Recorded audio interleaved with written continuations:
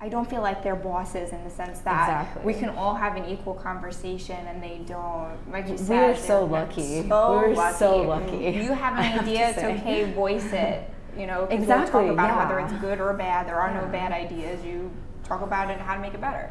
Yeah, and you don't have to be scared to go talk to them. I think that's the thing too. I think there's some bosses where you're scared to go talk to them. Being scared at work because you're scared to voice your opinion or whatever. You know, but good leadership, I think, is a little bit like if you're going shopping for a car.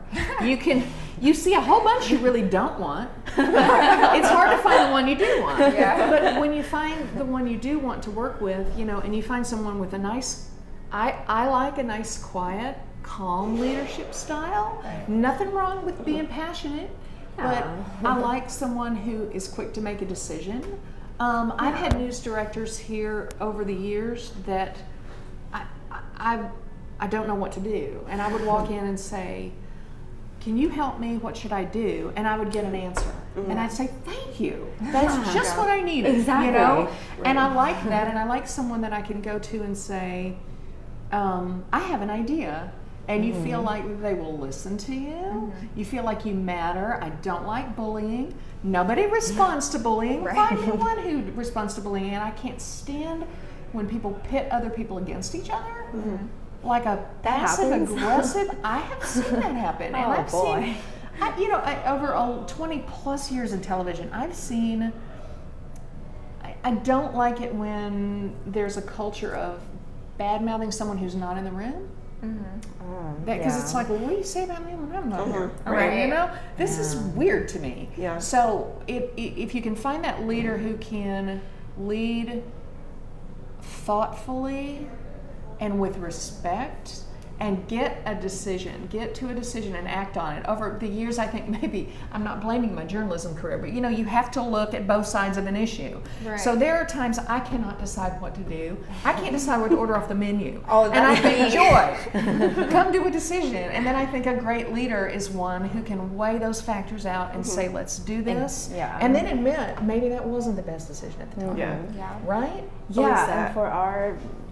sorry. No, it's okay. For our news, sorry, you go. I was going to say, it's really interesting that you said, you know, you don't want to do anything extra for the station for somebody that doesn't appreciate it. And I do a lot of extra things. You know, I have a podcast going and everything. I don't get paid for that. That's not my job. I feel like with our bosses, they compliment us. They watch our stuff. They make sure that it's good. And that's what I appreciate. Like on Sundays when I'm doing the 10 p.m. news, I'll get a text from our assistant news director, Carrie, and she'll say, that was a great show. And that makes me feel good, makes me feel like I'm doing a good job, because you want to do a good job for them. Yeah, no one wanted to lift a finger for this guy, because it was just a terrible work environment, because all of us were just down in the dumps all day because we're like, oh, what's going to set him off today, or just the way he handled things. And it was color 10 is a way better place to be. It feels like we're a team.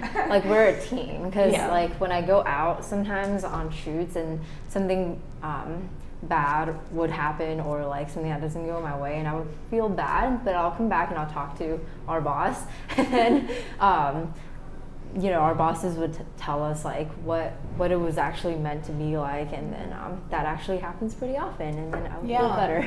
So it's I think the people in charge want to see us succeed. And you true. Feel that, I think. I mean, do. years ago in the newsroom, I went to the news director and I said, I have a crazy idea. It's going to sound crazy, but I would like to take a little bitty camcorder and shoot stories with it, like fly on the wall stories. And I was told to do it. Wow. You know, and I did, and I really enjoy that. Nowadays, people go out and shoot stuff like that all the time. But I did say, I think people would open up more. I think people would be less intimidated. Let's see what happens. And I was told to do it. And I'll always appreciate being told, well, okay, if you're willing to do it. And I did spend a lot of my own time and effort to do it, because things don't always happen during your shift, right? So you may have to go when someone's in the hospital. You may have to go when someone's under the gun and they're doing such and such. But if you can find the person who you know wants you to succeed, and if all your team members who can get the perfect storm of team members that everybody's in, in the same love with? Wouldn't that be great? But when you are working with people who really want to see you do well, I think you can feel it, and your work reflects that. Yeah, I think agree. it's also nice when people, the first time, Chuck, our previous news director, the first time he, I was in his office asking him something about a story, an idea, or whatever. We finished that conversation, and I was new here by just a couple of months. And he just turned around and he was like, "So how are you? How are you doing?" I was stunned. I was like, "Whoa, bosses do that?" I think that goes a long way too. Just making your employees feel comfortable. Even just as a friend. Just exactly. They actually care about you. Yeah, they actually care. I know you're in a new spot. How are you? I couldn't believe a boss was asking me, "How are you?" I feel like the station then succeeds. I mean, we talk about competition, but I feel like if everyone is happy and they want to do more, then the station is also doing well as well. Yeah. Yeah, and I absolutely agree with that, and I also think that when you have a boss who comes to you and says, "Don't do that, it didn't work, that's not how we do it," we can say, "You know what, you're right." Yeah. Rather than fire back and say, "Are you kidding? Of course, I didn't do anything wrong." Because you have to be able to take it, and you also have to be able to walk in and say, "I don't like the way we did this. Can we talk about it?" And when you have someone willing to have that talk with you, then you've got someone in your corner. That's a good feeling. Nice to know it could be a two-way street sometimes like that.